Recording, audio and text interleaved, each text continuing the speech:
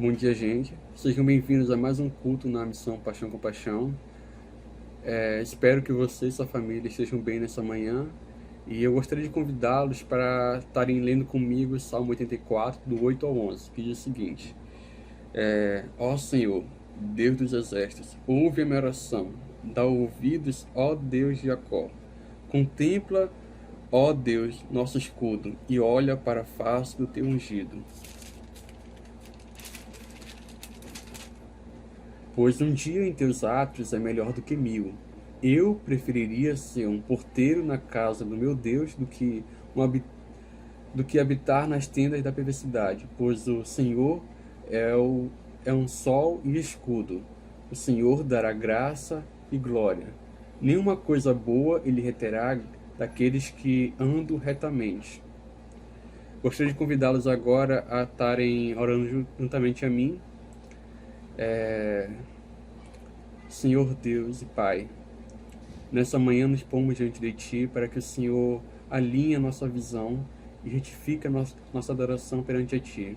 Que as palavras saírem da nossa boca e o meditar do nosso coração nessa manhã sejam agradáveis à Tua vista. Que a verdade do Teu Evangelho, que a verdade do Teu ungido venha estar alicerçada na nossa adoração, Pai. Cative nosso coração a estar nesse lugar com os olhos zelosos perante a Ti, Pai. Que nossos olhos venham contemplar a beleza do Teu Evangelho, a beleza de contemplar a Tua face e querer estar em Teus átrios. Para assim como em corpo e em comunidade, venham estar em alegria adorando a Ti. Te peço, Pai, traz a confiança em nossos corações e nossa adoração. Nossa adoração seja totalmente edificada a Ti. Pedimos isso, Pai, em nome de Jesus. Que vocês possam ter um bom culto nessa manhã.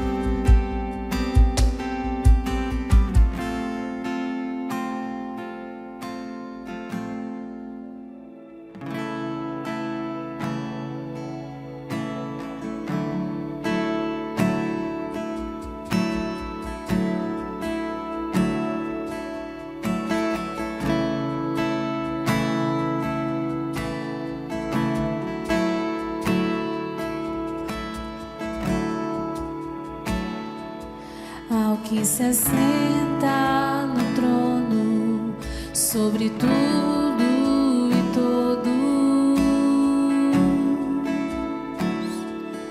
Ele olha das alturas, atento a ouvir as suas criaturas.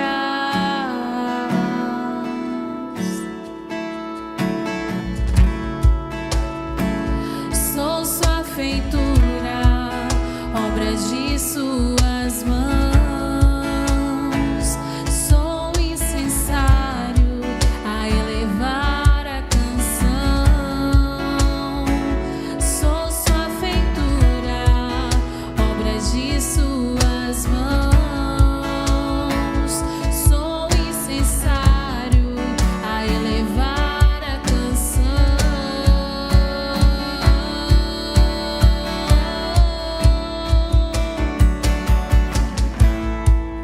Deixa subir o incenso santo, deixa subir a minha adoração, deixa subir o incenso santo, deixa subir a minha adoração, deixa subir o incenso santo, deixa subir a minha adoração, deixa subir o incenso santo, deixa subir a minha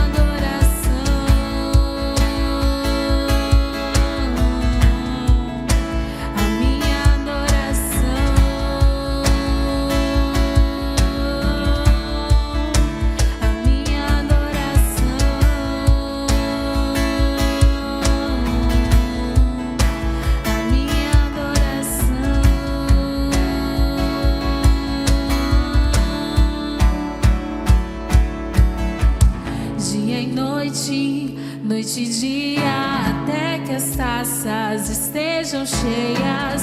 Dia e noite, noite e dia, até que ele retorne à terra. Dia e noite, noite e dia, até que as taças estejam cheias. Dia e noite, noite e dia, até que ele retorne à terra. Dia e noite, noite e dia, até que as taças estejam cheias. Dia e noite, noite e dia, até que ele retorne à terra. Dia e noite, noite e dia, até que as taças estejam cheias.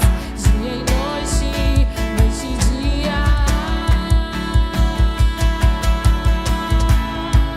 Deixa subir o incenso santo, deixa subir a minha adoração, deixa subir o incenso santo, deixa subir a minha adoração, deixa subir o incenso santo, deixa subir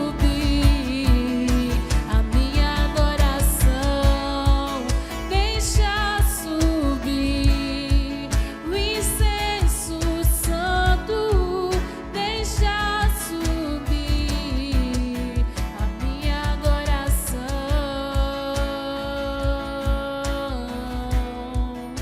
a minha adoração,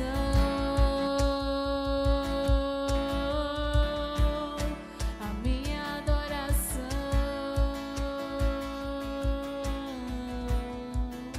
a minha adoração. Olá, irmãos, bom dia. Gostaria de ler com vocês o texto que está em Mateus, no capítulo 26, versículos 14 a 16 e depois 31 ao 34. Vamos lá, versículo 14 diz assim: Então um dos 12, chamado Judas Iscariotes, indo ter com os principais sacerdotes, propôs: Que me quereis dar e eu vou-lhe entregarei? E pagaram-lhe 30 moedas de prata. E desse momento em diante buscava ele uma boa ocasião para entregar.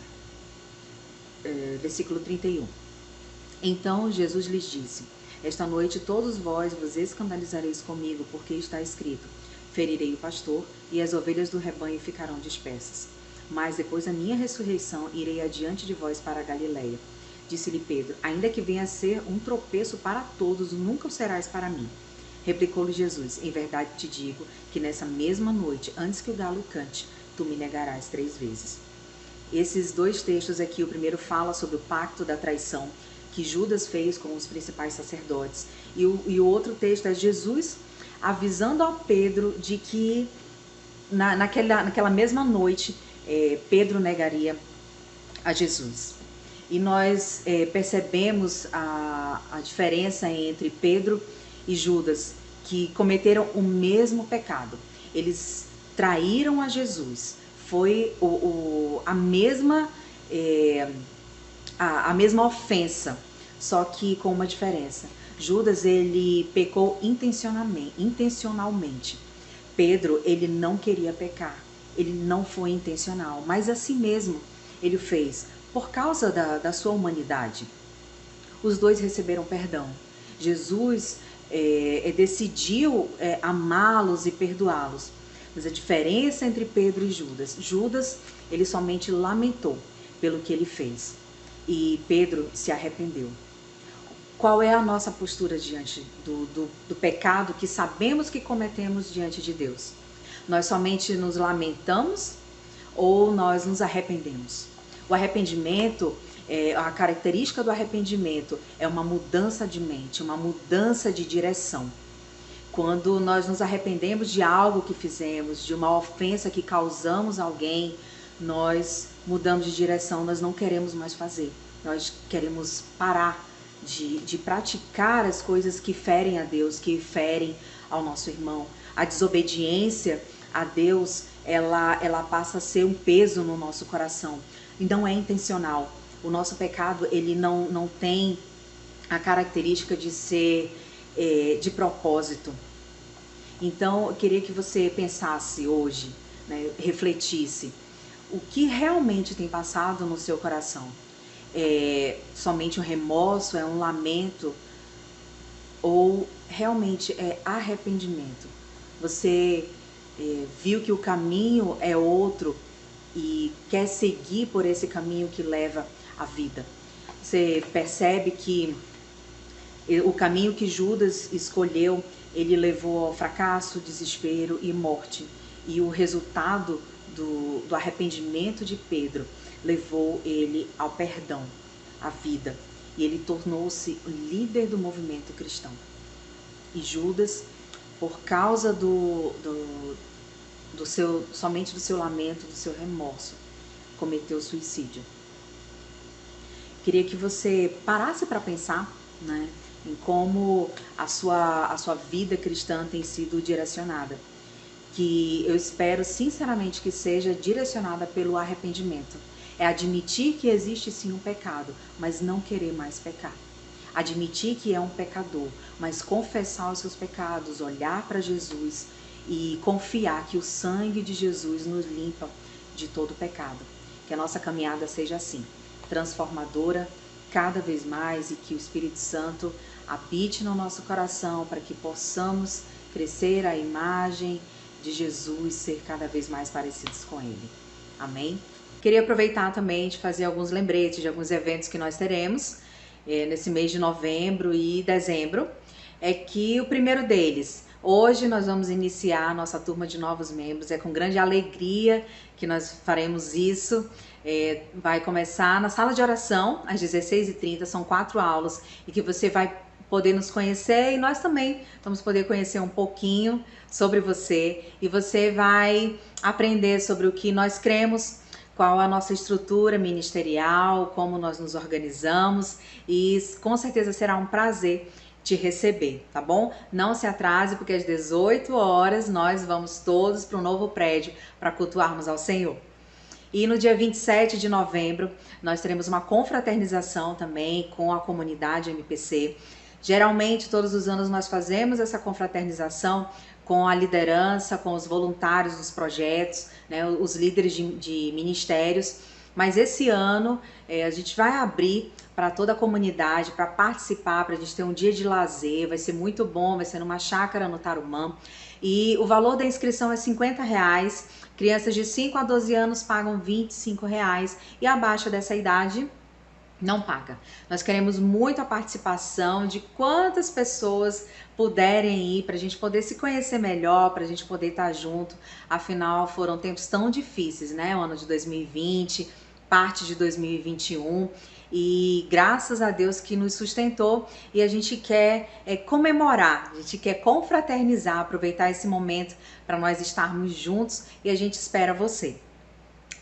Queria avisar também que no dia 11 de dezembro a equipe de missões estará no Timbó fazendo o Natal na comunidade. E esse ano o Natal na comunidade vai ser o seguinte: eles vão visitar a casa das pessoas lá e vamos levar um panetone. Então, se você quer contribuir, você pode doar um panetone ou contribuir com o valor de R$10 para que a gente possa encomendar e fazer essa visita nas casas, compartilhar sobre o Natal. Vai ser um tempo muito bom com essa equipe. Eu tenho certeza que você vai ficar muito feliz em poder ajudar essa obra. Para maiores informações, você pode procurar a pastora Débora, pastor Gustavo. Eu tenho certeza que eles vão poder te ajudar melhor com mais informações e com outras maneiras que você pode também ajudar com a equipe de missões, seja através de ofertas, seja através de oração, seja através dos outros projetos que essa equipe tem desenvolvido na comunidade do Timbó.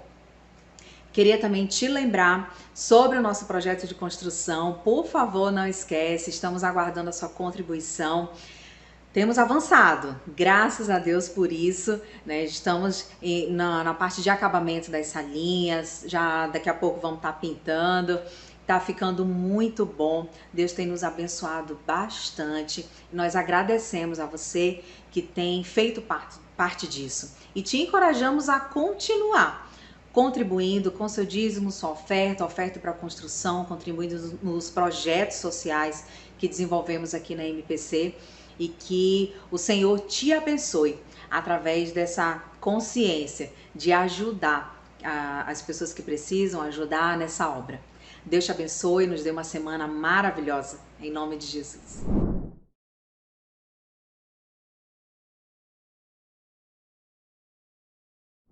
Bom dia! Hoje nós vamos continuar nossa série Vida em Comunhão. E hoje nós vamos conversar sobre justamente comunhão. O tema dessa palavra é comunhão, o encontro com o outro. Nós vamos falar sobre o que significa comunhão para cristã, tá? Então, comunhão, quando você ouve essa palavra, o que você pensa? Assim, o que você acha que é comunhão? É lanchar depois do culto, é ir para um acampamento, tomar café na casa do outro. Isso tudo pode ser comunhão, mas também pode não ser. Muitas vezes nós dizemos que tivemos comunhão quando a gente estava com outra cristã, estava em um local juntos, algo social. Mas muitas vezes essas atividades sociais não implicam que tivemos comunhão de fato. Nós não podemos igualar essas atividades sociais à comunhão cristã. Porque comunhão cristã é algo muito mais profundo. E às vezes, quando a gente pensa que esse tipo de comunhão é comunhão cristã, isso nos leva a um desapontamento. A gente percebe que estamos secos por dentro e realmente não tivemos comunhão como precisávamos. Então, comunhão no Novo Testamento nos leva a um entendimento muito maior, muito diferente. E eu quero ler com vocês no livro de Atos 2, versículos 42 a 47. É uma passagem muito conhecida, mas eu quero que você, enquanto que lê, reflete na profundidade de que esse livro nos leva a entender comunhão. Ele ensina muito. Ele fala o seguinte: eles se dedicavam ao ensino dos apóstolos e à comunhão, ao partir do pão e às orações. Todos estavam cheios de temor, e muitas maravilhas e sinais eram feitos pelos apóstolos. Todos os que criam mantinham-se unidos e tinham tudo em comum. Vendendo suas propriedades e bens, distribuíam a cada um conforme a sua necessidade. Todos os dias continuavam a reunir-se no pátio do templo. Partiam o pão em suas casas e juntos participavam das refeições com alegria e sinceridade de coração, louvando a Deus e tendo a simpatia de todo o povo.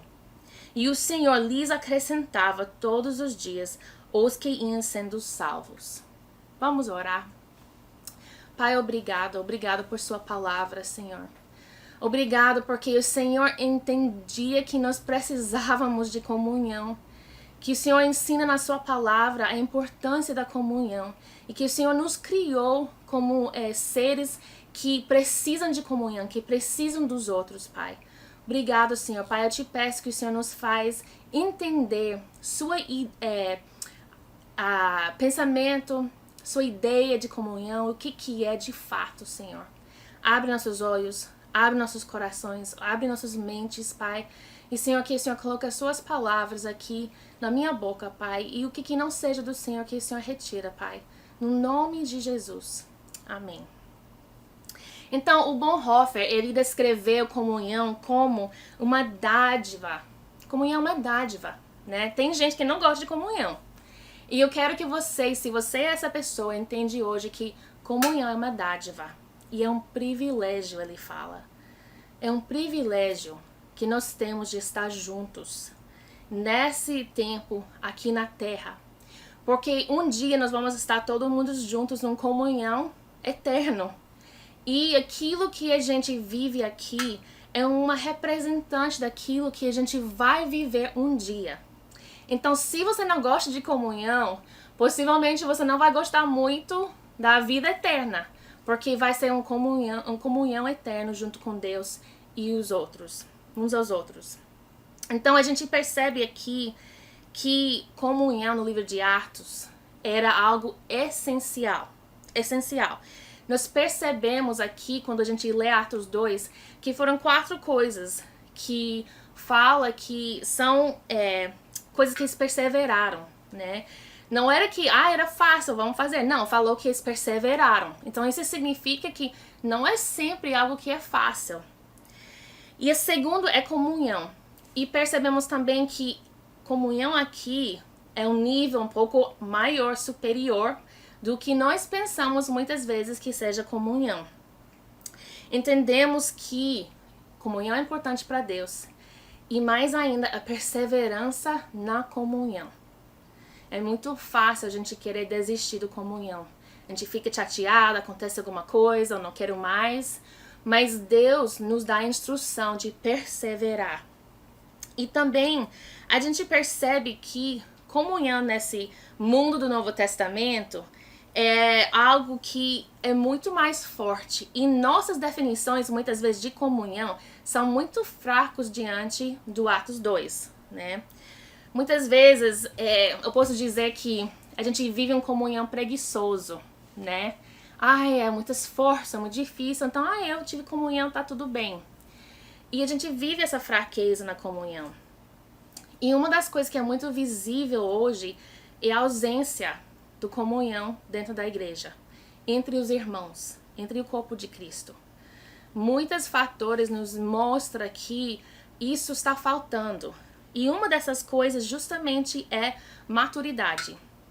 Comunhão de verdade entre os irmãos, comunhão cristã, traz crescimento, traz maturidade. Então, onde que tem muita gente imaturo, a gente percebe que falta comunhão de fato. Comunhão na palavra grega expressa a ideia de compartilhar ou ter algo em comum.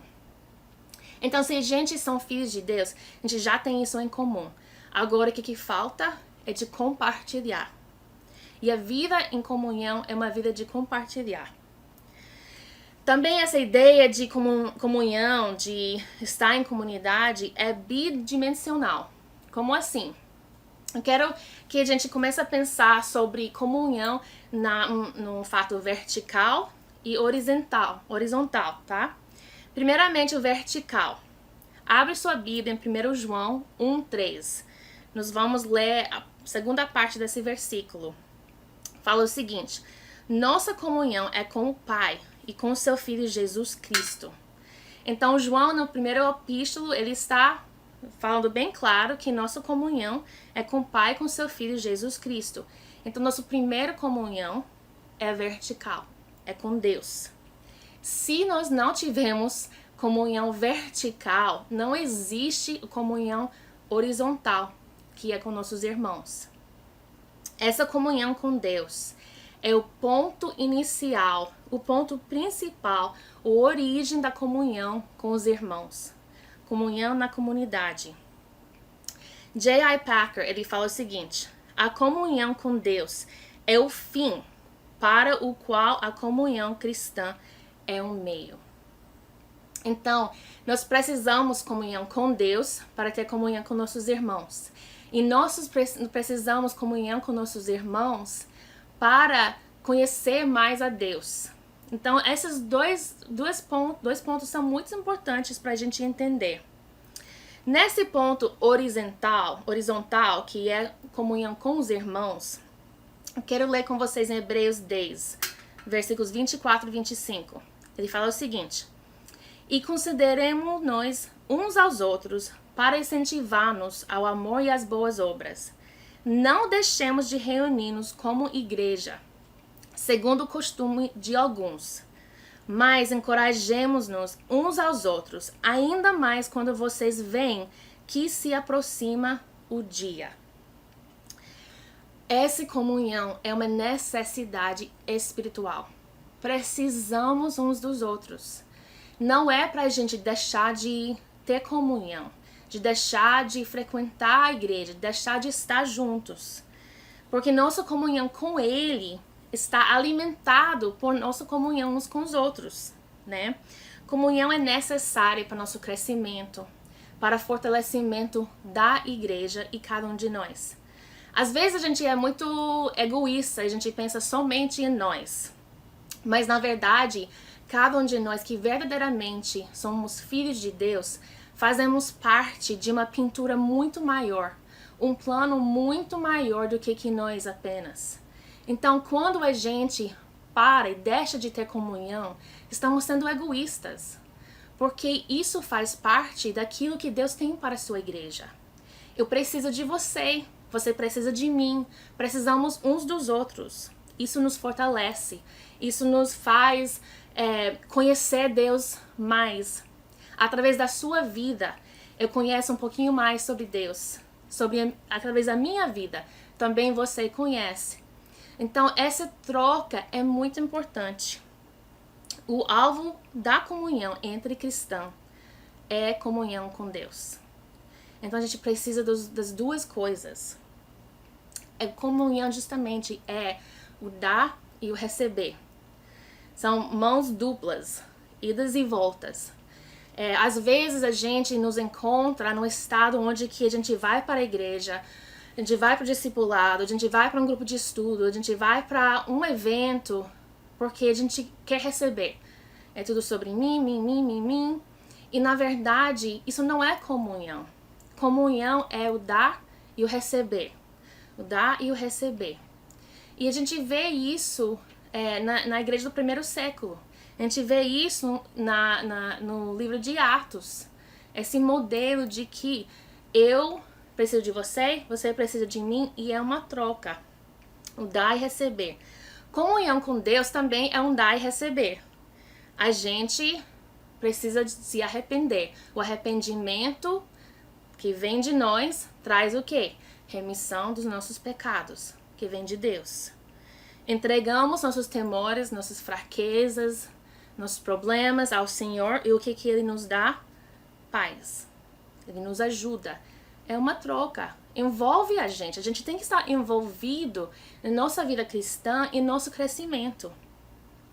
Também nessa comunhão entre os irmãos também tem esse dar e receber, essa mão dupla. 1 João, vamos voltar para 1 João 1:3, vamos ler a primeira parte do versículo agora. Fala o seguinte: nós lhes proclamamos o que vimos e ouvimos para que vocês também tenham comunhão conosco. Então, o apóstolo João, aqui nessa primeira epístola dele, está dizendo: olha, queremos ouvir de vocês, queremos comunhão com vocês.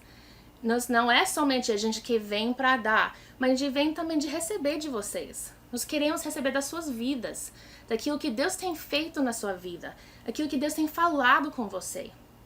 Se você é filho de Deus, então você tem algo para contribuir. Então, isso foi o motivo que João escreveu isso na primeira epístola dele. Que, olha, nós precisamos de você tanto que vocês estão querendo que a gente fosse lá. Então, a gente percebe esse propósito de comunhão, a importância da comunhão. E que comunhão, de fato, entre cristãos é de compartilhar as coisas que Deus revelou sobre si mesmo. De compartilhar através da sua palavra, daquilo que o Espírito Santo tem falado com você, as experiências que você tem tido. É justamente a gente compartilhar uns com os outros. Isso ajuda um ao outro a conhecer mais a Deus, a ser mais profundo nele, a ter uma comunhão mais profundo com ele. Eu não sei se uma vez você já conheceu alguém que você pensou: nossa, eu quero ser igual dessa pessoa, né? Aí a gente fala isso, a gente pensa isso e não é verdade. A gente não quer ser igual. Mas é porque a gente vê características, a gente admira características dessa pessoa, seu relacionamento com Deus, né? Eu lembro que numa época que eu tinha terminado o bacharel e fui fazer mestrado, e eu fui fazer mestrado muito longe de casa, era 19 horas de carro para chegar lá. Então eu fiquei muito sozinha. Eu não tinha muitas pessoas ao meu redor, não conhecia ninguém. E eu decidi, Deus falou muito comigo: Hillary, se você vai sobreviver aqui, você tem que se envolver numa comunidade. E nessa época eu era muito tímida. Eu sei que hoje não parece tanto, mas eu era muito tímida.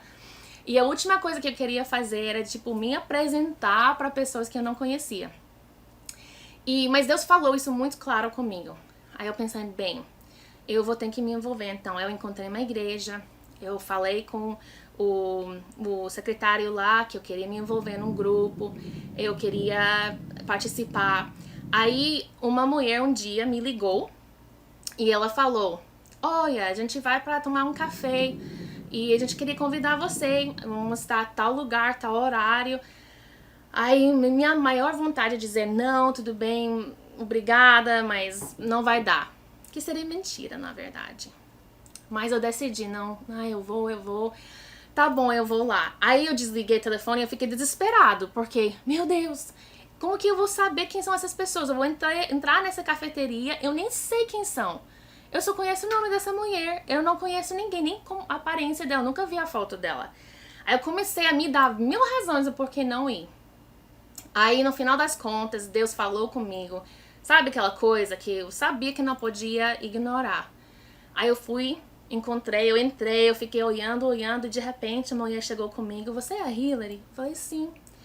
Isso iniciou uma jornada onde que eu olhei para um povo e eu falei para Deus: Deus, eu não sei o que eles têm em ti, mas é algo que eu não tenho e eu quero. E eu comecei a frequentar, ir para as coisas, me envolver. E eu orava essa mesma coisa: Pai, eu não sei o que é que eles têm, mas eu quero isso. Porque eu vi neles uma profundidade, um conhecimento, um amor ao Senhor que eu nunca tinha experimentado na minha vida. E eu só sabia que eu queria isso. Eu vou te falar, comunhão com aquele povo, naquele tempo curto que eu tive com eles, foi algo assim importantíssima para que eu seja quem eu sou hoje.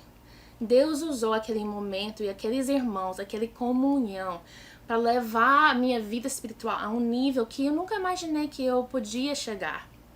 E me levou, na verdade, eu vim ao Brasil. Essa já é uma outra história. Mas a gente percebe que comunhão uns com os outros, de perceber que alguém tem um entendimento em Deus que eu não tenho.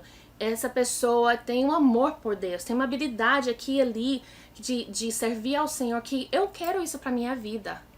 E o mais que a gente está em comunhão uns com os outros, a gente vai trocando, dando e recebendo, e a gente vai crescendo juntos. A gente vai crescendo. Então a gente precisa dessa comunhão justamente para crescer, amadurecer em Deus. Isso também é um meio de encontrar forças, refrigério, né? E receber instrução. Às vezes a gente não gosta dessa instrução, mas a gente precisa.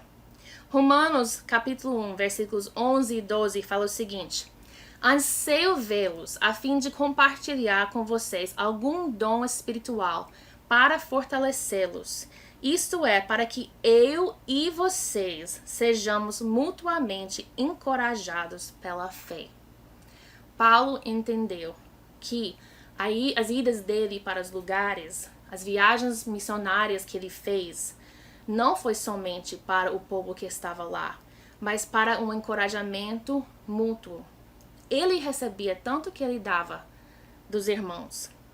Então ele reconheceu isso, ele tinha uma expectativa de chegar e não somente dar, mas também receber. Ele entendia que ele sempre tinha algo para aprender dos outros. Nenhum de nós chegamos. Nenhum de nós vamos chegar até que Jesus volta. Então a gente precisa sempre estar aprendendo uns dos outros. Tem vezes que eu vejo alguém na igreja que tem certos dons, certas habilidades. Nossa gente, eu queria ser assim, eu queria ter isso. E eu preciso da sua ajuda. E assim, me ajudando, você também vai me ensinando coisas que eu não sei fazer. Entendimentos sobre o Senhor que eu não sei. Às vezes, aquilo que você passou na sua vida é algo que traz um entendimento tão profundo em Deus que eu não tenho, porque eu nunca passei por aquilo. Então, todos nós, independente da nossa história, independente do que a gente tem passado, nossos erros e nossos acertos, nós temos algo para contribuir. E os outros precisam aprender. E isso não tem a ver com idade e nem certas experiências, mas é algo que nós precisamos ajudar uns aos outros. Comunhão também é uma expressão de amor e humildade. O desejo de beneficiar o próximo, junto com essa necessidade de pessoal, que eu preciso também. Mas eu não faço algo para beneficiar o outro, para ganhar algo. Eu faço porque humildemente eu sei que eu amo essa pessoa e eu quero ajudar essa pessoa. E humildemente também eu posso receber de uma criança, de alguém muito menor que eu. Eu posso ter 50, 60, 70 anos e um jovem de 21 anos pode me ensinar muita coisa. Então a gente tem que estar abertos para esse tipo de comunhão. Nós temos que edificar e ser edificados. Nós precisamos de fazer e receber. Não é uma mão, são mãos duplas. Tá? Nós temos que buscar coletivamente conhecer o Senhor melhor. Isso é algo coletivo. Sua vida com Deus não é algo apenas pessoal. Assim, no momento que você reconhece Jesus como seu Salvador, você é inserido numa família, você é inserido numa comunidade. E não é sobre só você e o Senhor. Né? Deus sabe, sou eu e Jesus. Isso está errado. Se você tem Jesus de fato, Ele te colocou dentro da sua família. E a família é feita de muitas pessoas. E nós precisamos uns dos outros. Mas o que é significado de comunhão? Vamos falar sobre mais alguns pontos aqui. Uma das coisas que J.I. Packer fala sobre comunhão é que é um meio de graça. Comunhão é um meio de graça. Verdadeira comunhão vai perceber que todos amadureceram e são beneficiados. Todos. Não é sobre mim, não é sobre você, não é sobre o que eu quero ou necessito, o que você quer ou necessita. É sobre todos envolvidos. Tiago 5, versículo 16, na primeira parte fala: Portanto, confessem os seus pecados uns aos outros e orem uns pelos outros para serem curados.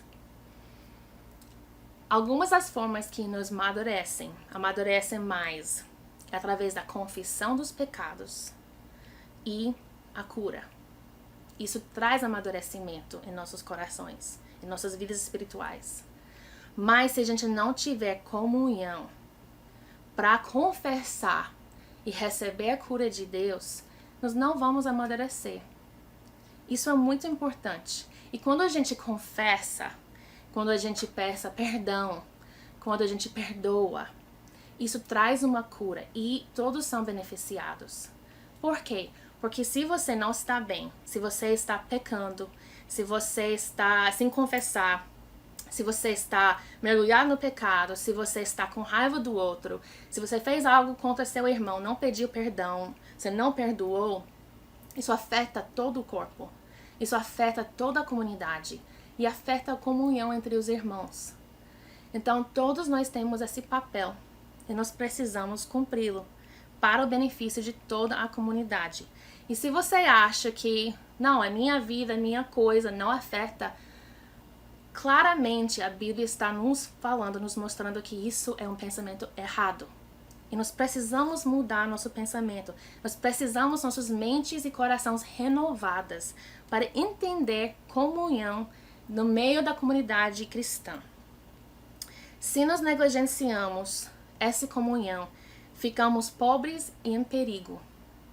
Eu sei que você pode pensar, pastora, mas alguém vem me confrontar. Não, eu não estou perdendo nada.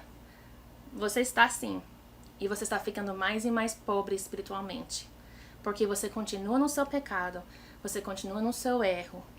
E essas coisas podem te levar a uma pobreza espiritual mais profunda. E o coração do Senhor, o coração dos apóstolos aqui no Novo Testamento é que todos sejam beneficiados, que crescem e amadurecem na comunhão com os santos. Então, comunhão também é um teste de vida. É um teste mesmo. A gente sabe que não é sempre fácil. E sempre vai ter aqueles que são muito difíceis para a gente lidar. Mas é necessário. E é necessário a gente abrir nossos corações para ter verdadeira comunhão. Se você estiver fingindo, encobrindo coisas, não falando a verdade, então não existe verdadeira comunhão. Vou falar isso de novo. Se você estiver fingindo, encobrindo as coisas, não abrindo seu coração, não existe comunhão de verdade. É falso. Você não está recebendo aquilo que precisa e você não está dando aquilo que você pode dar. Somente o homem que permita que a luz de Deus brilhar sobre ele intensamente vai conseguir ter verdadeira comunhão com os outros. E eu não sei, eu acredito que tem alguns de vocês me ouvindo hoje que você está com consciência muito pesado. O fardo é muito grande sobre seus ombros, porque para muito tempo você tem escondido coisas que você sabe que você precisa confessar, você sabe que você precisa de ajuda. E você não tem tido comunhão de verdade porque você está escondendo essas coisas. Eu quero encorajar você hoje, quero encorajar você de encontrar com seu líder de discipulado, um dos seus pastores, um irmão, amigo cristão que você pode confiar e tirar esse fardo dos seus ombros. Isso sim é comunhão. E você vai ser beneficiado. E a pessoa que vai te ouvir, vendo aquilo que Deus está fazendo na sua vida, vai ser beneficiado através do encorajamento do Espírito Santo. Quem não tiver a luz de Deus realmente brilhando sobre sua vida, quem que estiver se escondendo as coisas, vai evitar a comunhão. Por quê? Porque essa insinceridade, você não quer que seja descoberta. Você está fingindo muito bem. Então, não quero que ninguém saiba quem eu sou verdadeiramente. Então, pessoas assim, muitas vezes, evitam a comunhão. Eu não sei se isso é o porquê que até hoje você não se envolveu no discipulado.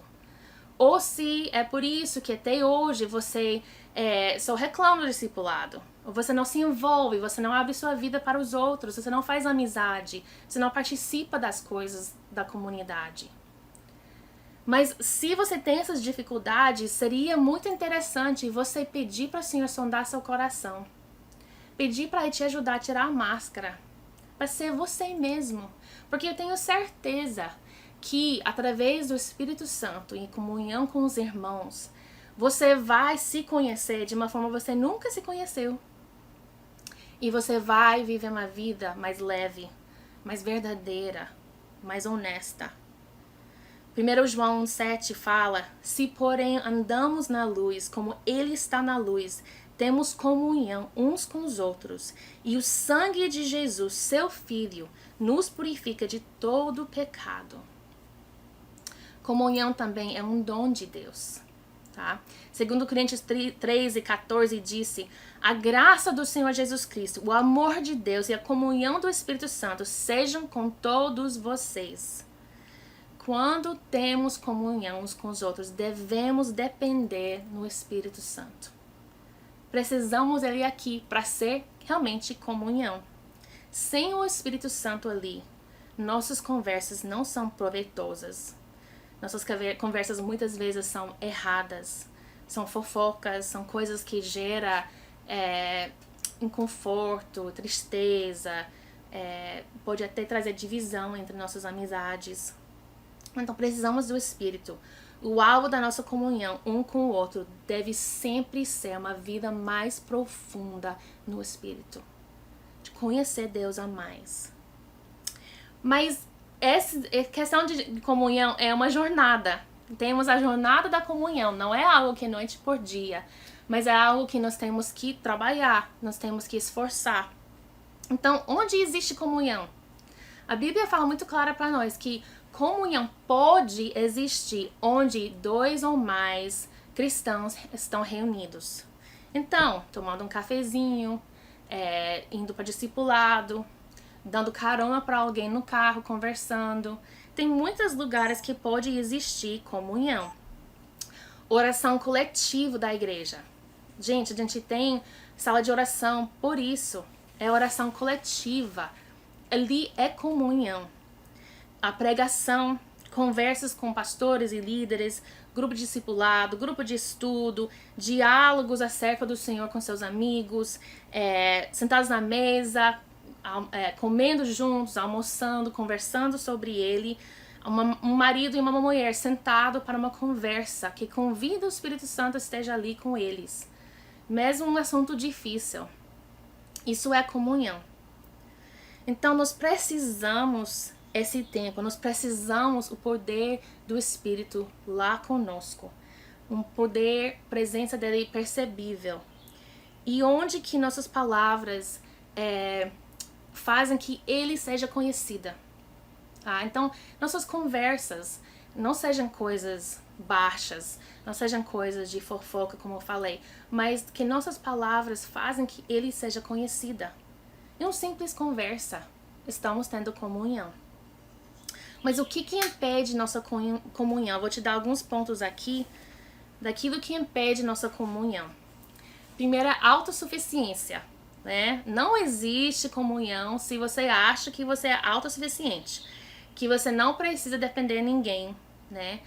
Na verdade, a gente precisa entender que nós precisamos do outro, nós dependemos nos outros para receber ajuda espiritual. De novo, não é só eu e Deus. Não, sou eu, Deus e os irmãos, tá?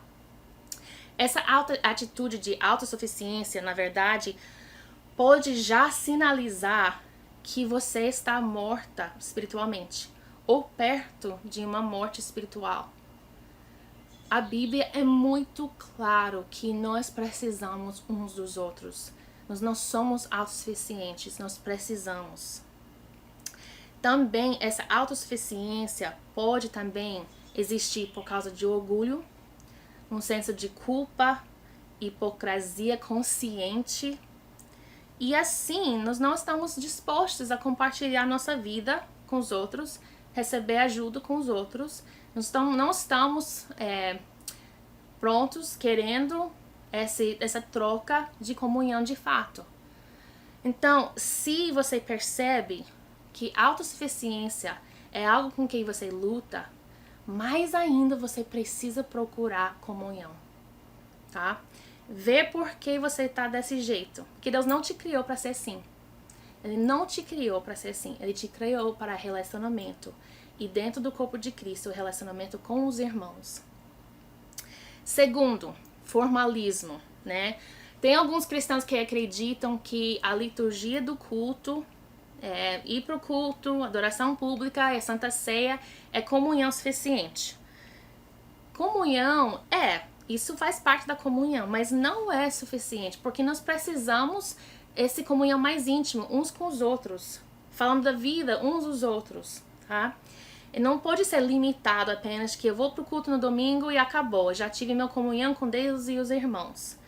Não é só isso. Justamente como a gente não tem apenas comunhão com Deus no domingo, é a semana inteira. É a mesma coisa com a igreja. Precisamos um dos outros. Também, número 3, o que impede comunhão, amargura e atitude de hostilidade. Ixi, esse é um pouco mais complicado.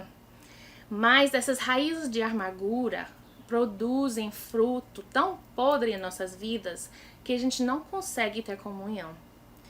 Raízes de amargura, o que são? Vamos dar alguns exemplos aqui. O orgulho ferido, se seu orgulho foi ferido por alguém, por alguma coisa. Malícia defensiva, a gente faz isso, a gente é assim. Divisionismo, tá? Onde você fala diretamente com aquela pessoa sobre seu senso de injustiça. Você tá com raiva, você acha que foi muito injusto essa pessoa, então eu não quero mais comunhão. Ou a igreja, ou isso, aquilo, um líder fez isso. Aí você sente essa injustiça. Maus tratos, porque pessoas maltratam um ao outro. Isso existe. Traição, inveja. Existe N raízes de amargura. N coisas que podem produzir amargura na sua vida. E por causa dessa amargura a gente cria controvérsias, nós temos frieza pessoal, existe calúnia, né, essas divisões. A gente muitas vezes, se a gente é amargurado, o próprio inimigo usa a gente para plantar sementes de divisão aqui e ali, a gente vai falando um com o outro, porque nós estamos amargurados por alguma coisa. Isso bloqueia a nossa comunhão. Isso para nosso crescimento em Deus. Isso para nosso amadurecimento. Então, a gente na comunidade de fé, nós precisamos entender que nós não podemos permitir que a amargura, gente, não consigo falar. A amargura toma conta de nossos corações. Na comunidade de fé também, a gente entende que existe a questão de críticos construtivos. Existe. Tem coisas que precisam ser criticadas, mas de forma construtiva, não de forma que cria amargura. E nesse momento você vai falar diretamente com essa pessoa em amor, mostrando o que você pensa, suas ideias, suas críticas construtivas. Mas quando o motivo da crítica é amargura, isso nega a comunhão. E você sabe o que isso faz? Isso nos faz arrogantes. A amargura no seu coração te faz arrogante. E você não consegue enxergar o que Deus está fazendo, como Deus está agindo. Você acha que somente você está certa. E isso machuca não somente os outros ao seu redor, mas te machuca também. E para seu crescimento. E você não consegue ter comunhão de verdade. Quarto ponto que impede comunhão. Atitudes de superioridade que produz panelinhas. Ai, meu Deus, panelinhas. Tô falando, panelinhas que estão alicerçadas sobre exclusivismo. Bem, se você já pensou, eu já sei quem faz panelinha, eu já sei quem está na panelinha, parou. Eu não quero que você pense nos outros, eu quero que você pense em você mesmo. Essa questão de criar panelinhas exclusivas no meio da comunidade cristã, onde que deve exigir comunhão. J.I. Packer fala, são palavras dele, não são minhas. Ele fala que isso é uma imitação satânica da verdadeira comunhão. Por quê? Porque exclui. Isso não é comunhão baseado na palavra de Deus. Quando grupos pequenos se reúnem baseado em pequenas ideias doutrinárias, por causa de um líder, porque tem afinidade intelectual, porque tem a mesma faixa etária, porque a gente gosta, a gente tem afinidade, e a gente reúne e ficamos exclusivos, não permitindo que ninguém faz parte daquilo que a gente está fazendo, isso se tornou algo que não é comunhão. Isso não traz comunhão de verdade.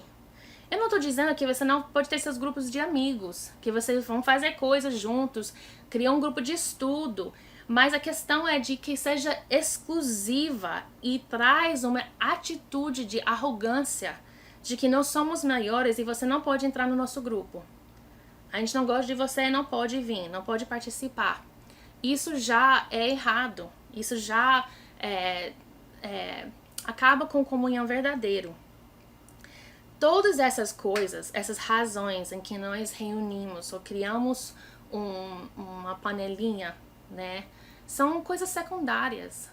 Porque se nós somos filhos de Deus, todos nós fazemos parte do mesmo grupo, da mesma família.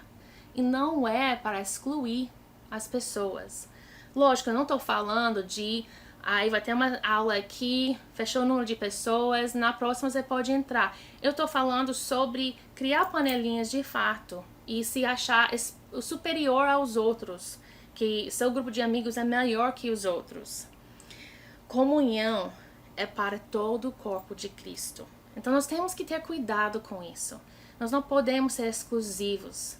Nós não podemos achar, eu sou a minha igreja, eu sou o meu grupo de discipulado, são minhas amigas, meus amigos. Não, a gente precisa ter comunhão. Então, essa comunhão, a gente entende que todos nós, velhos, novos, de todas as idades, nós precisamos de comunhão.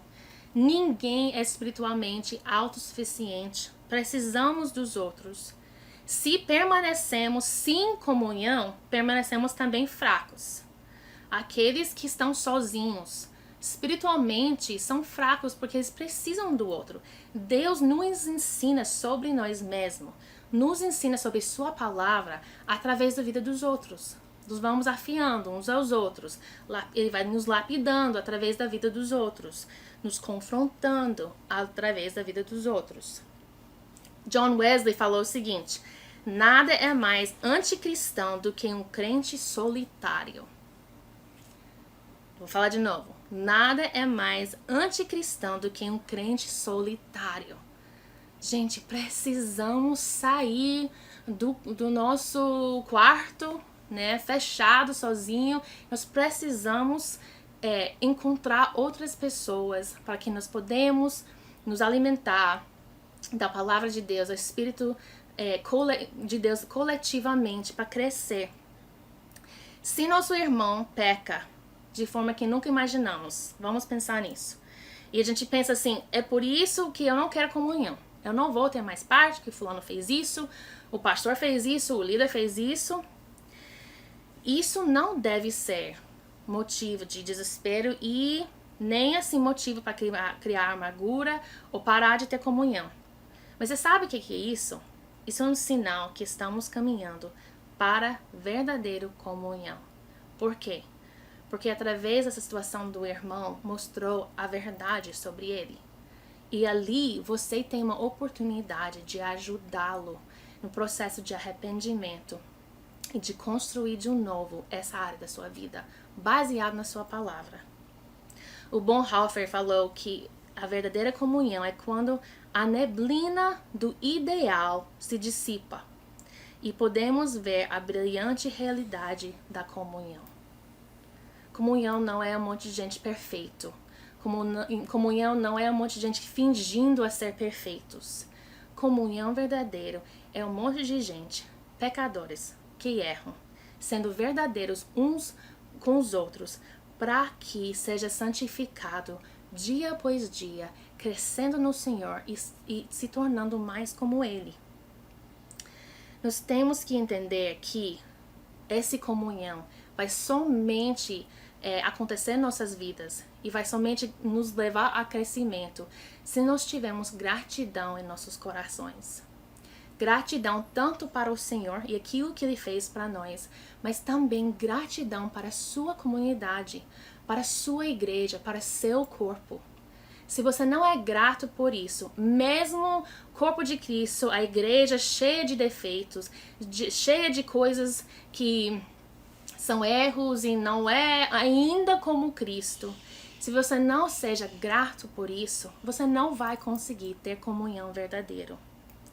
A fraternidade cristã é baseada na realidade espiritual e não o natural. Eu vou escolher olhar para você como Deus olha para você, daquilo que você ainda não é, mas um dia vai ser. E você escolhe olhar para mim como Deus me olha e daquilo que ainda não sou, mas um dia será. Isso é comunhão entre os irmãos. Isso é de ser comunidade cristã. De a gente enxergar como Deus enxerga. Não o natural que nós somos hoje. Não aquilo que a gente erra. Não aquilo que a gente não faz do jeito que outros pensam que devemos fazer. Mas aquilo que Deus enxerga. Todos foram chamados para fazer parte da comunhão espiritual. E, irmãos, nós não temos escolha com quem que faz parte dessa comunidade, desse corpo de Cristo. Nós não podemos escolher nossos irmãos. Aquela figura é seu irmão. E você precisa ter comunhão com ele. E eu vou te falar uma coisa. Provavelmente a pessoa que é mais difícil de você ter comunhão é a pessoa que você mais precisa ter comunhão. Porque Deus vai te ensinar muita coisa através desse irmão. Essa comunhão espiritual não é baseado no desejo, não é baseado num desordem de prazer, um desordem emocional, de afeto, né? E não é baseado nisso, mas nos amamos por nós mesmos e por amor ao Cristo. A gente não pode usar nossos próprios erros e problemas para dizer que eu não vou amar aquela pessoa. Mas nós amamos porque Cristo amou. Onde Cristo me ordena a manter comunhão e amor para essa pessoa, eu vou amar.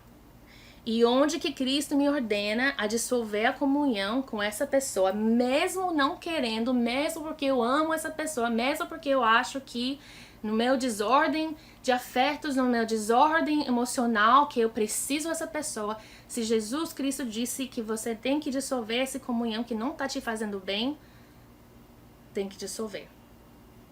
O amor espiritual não deseja, mas sirva. Amor verdadeiro, comunhão de verdade, serve uns aos outros. O amor espiritual também ama o inimigo, como um irmão. E pode ser que tem irmãos em Cristo que você se considera inimigo. E você precisa de parar de olhar como inimigo e olhar como irmão. Porque essa pessoa, mesmo que fez não sei o que para você, é seu irmão. Nós sentimos falta da comunhão. E o número grande de crente imaturo no corpo de Cristo mostra que nós estamos faltando comunhão de verdade. Eu falei sobre naquela época que eu estava fazendo mestrado com aquele povo. Gente, eu passei 1 ano e meio com eles. Eu cresci com provavelmente 20 anos naquele tempo, ou mais. Por quê? Porque era uma comunhão intensa, onde que a presença de Deus estava sempre ali. A gente se divertia sim, mas as mentes deles, os olhos deles estavam sempre fixos no Senhor. Era algo que não somente edificava, mas era algo que ensinava toda vez que a gente estava juntos. Então assim, é muito, muito interessante quando tem um grupo de pessoas. Não é apenas, porque é a igreja, então tem isso. Não, a gente tem que decidir que nós queremos viver dessa forma. Nós queremos viver verdadeira comunhão uns com os outros. E que nós queremos crescer. Nós temos substituído a ideia bíblica de comunhão para reuniões sociais, informais, divertidos. Isso é errado ter isso? Não. Mas se torna errado quando nossa ideia de comunhão é somente isso. Onde que não existe aquilo que faz que a gente amadurece e cresça. Uma das coisas que muitas vezes, questão de discipulado, tem gente que eu vejo assim, entram no discipulado, decidem que eles querem ser discipulados mesmo, querem ser discípulos de Jesus e querem crescer, e eles crescem incrivelmente. Eu fico assim, maravilhada. E tem outros que entram, não esforçam, ou só querem oba-oba, ou acha que o seu líder tem que fazer tudo pra você, e não quer abrir sua vida, e a pessoa fica ali, do mesmo jeito, ano depois ano, e provavelmente chega a um ponto que não participa mais, reclama, quer mudar, isso, aquilo, porque a gente não entende que comunhão, nós temos nossa parte, é o dar e receber, nós temos os dois lados, e nós temos que decidir viver essa comunhão. É interessante que os puritanos tinha duas coisas sobre comunhão que era muito forte com eles. Lógico que tinha muita regra, muita coisa a pé da letra, mas eu acho muito interessante esses dois pontos e eu acredito que devemos resgatar isso em nossas vidas. Primeiramente, eles solicitavam a Deus algum amigo do peito, chamava, para compartilhar absolutamente tudo para ajudar a manter um intenso companheirismo no terreno de oração. Então, o que significa isso? Qualquer amigo? Não. Você pode ter seu melhor amigo, mas se esse amigo não te faz manter um intenso companheirismo no terreno de oração, isso não é seu melhor amigo. Isso não é um amigo do peito. Porque o amigo do peito vai te confrontar quando precisa para que você se manter no terreno de oração. Que você se manter sobre os princípios e fundamentos de Deus. O melhor amigo do peito de fato, é alguém que não vai ignorar seus erros, que não vai compadecer com seus pecados e fraquezas, mas que vai te amar, te encorajar e te confrontar a mudar sua vida. Isso é comunhão verdadeira e o amigo de peito, melhor amigo de fato. Segunda coisa que os puritanos pediram de Deus é que ele ajudasse eles a buscarem grupos de conversação, onde falavam sobre as coisas divinas. Suas conversas. Com quem que você conversa? Durante a semana, vamos tirar domingo, vamos dizer segunda a sábado. Quantas conversas divinas você tem? Em outras palavras, conversas sobre o Senhor, sobre crescimento, amadurecimento, sobre aquilo que Ele está fazendo, aquilo que Ele está falando com você. Quantas vezes por semana acontece isso? Se isso acontece somente no domingo, ou somente no seu discipulado, você precisa buscar até uma comunhão maior do que isso, porque aquilo não é suficiente. Você precisa viver em comunhão. Na história e na teologia, comunhão e avivamento andam mão em mão. Então, os irmãos aí, irmãos do avivamento, eu tô lá com vocês. Eu amo. Mas, se você quer ver verdadeiramente um avivamento, você quer que o avivamento do Senhor chegue na sua comunidade, chegue na sua cidade, na sua nação, você vai ter que fazer o esforço, entrar no comunhão com os outros irmãos. Vai ter que ter comunhão entre igrejas, entre irmãos, entre as pessoas que também são cristãs no seu trabalho, pessoas na sua vizinhança também que conhecem Jesus. Entrar juntos, porque avivamento, comunhão anda mão em mão. Precisamos entender que o espírito de comunhão renovado entre cristãos é um dos aspectos de avivamento. MPC, você quer ver avivamento? Ame seu próximo. Ame o irmão da sua comunidade. Ame o discipulado. Ame o culto, a pregação da palavra. Ame conversas que vai te edificar. Ame conversas que vai te confrontar. Seja verdadeiro. Expôs seus pecados. Confesse seus pecados uns aos outros. Pare de fingir. Pare de viver uma vida hipócrita. Porque somente verdadeira comunhão vai nos levar a um avivamento verdadeiro em Cristo. E Deus quer isso para nós. Ele quer que nós tenhamos esse tipo de comunhão. Se nós valorizamos a saúde de nossas almas e a saúde da nossa igreja, e eu falo igreja I maiúsculo, não somente MPC, mas a igreja em si, a igreja de Cristo, nós temos que valorizar a comunhão e botar a mão na massa e trabalhar para que a comunhão seja realmente um meio de graça em nosso meio.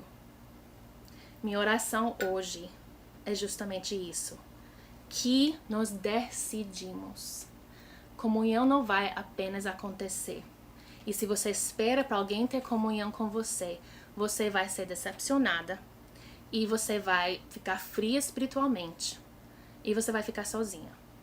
Você não vai crescer e você vai ficar fora da comunhão bíblica que Deus nos fala que precisamos ter, que Ele manda a gente viver. Então eu quero encorajar você hoje. Decide viver em comunhão. Manda mensagem para alguém, ligue para alguém. Decide confessar. Tenha essa comunhão uns com os outros. Porque isso é algo que agrada a Deus. E faça que nossa comunhão com Deus seja fortalecida e seja mais profunda. Que Deus pode fazer isso em nosso meio. Deus te abençoe. Que você tenha uma boa semana e que seja uma semana de comunhão. No nome de Jesus. Então vamos orar aqui. Pai, obrigado, Senhor, porque o Senhor é um Deus de comunhão. É um Deus trinitário, que Pai, Filho e Espírito Santo. E isso nos mostra o quanto que nós precisamos ter comunhão, não somente com o Senhor, mas com nossos irmãos que estão ao nosso lado, Pai. O Senhor nos ajuda a enxergar o Senhor através da vida dos nossos irmãos. Pai, que nós podemos começar a olhar um para o outro, não como nós somos hoje, mas o que um dia nós seremos, Pai. Que nós não podemos ficar parados pela amargura, parados pela autossuficiência, ou de achar que eu não preciso, Pai. Mas que, Senhor, nós podemos, dia após dia, perceber mais e mais o quanto que precisamos dos nossos irmãos e do Senhor, Pai. Senhor, que isso se torna verdadeiramente algo bidimensional em nossas vidas, Senhor. Que nós podemos ser usados poderosamente para a vida de nosso irmão e que ele pode ser usado poderosamente para nossas vidas, Senhor. Quebra nosso orgulho. Quebra nosso orgulho nesta manhã, Pai. No nome de Jesus. Quebra, Senhor, qualquer coisa que tens criado amargura em nossos corações. Arranca essas raízes, Pai. Senhor, que neste momento que a convicção do Espírito Santo venha sobre nós e que o Senhor nos mostre as áreas de nossas vidas que nós precisamos tratar diante de Ti, Pai. As coisas que precisamos confessar diante de nossos irmãos, Pai. No nome de Jesus, Senhor, que nós podemos ser ativos, proativos, trabalhando, colocando a mão na massa para ter comunhão uns com os outros, agradando o coração do Pai e trazendo avivamento para nosso meio, Senhor. Pai, eu te peço isso no nome poderoso de Jesus. Amém.